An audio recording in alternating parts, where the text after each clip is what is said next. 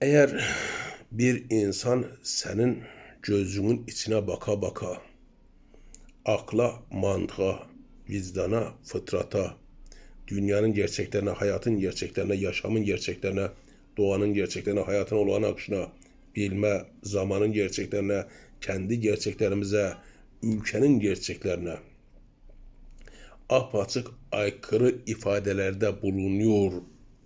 ve sen onu dinlemeye devam ediyor isen onların senin aklınla alay etmesinden, senin aklına hakaret etmesinden, seni akledemeyen, düşünemeyen, düşünme ve muhakeme etme yeteneğini kullanamayan, her söylenene inanan canlılar olarak görmesinden rahatsızlık duymayacaksın.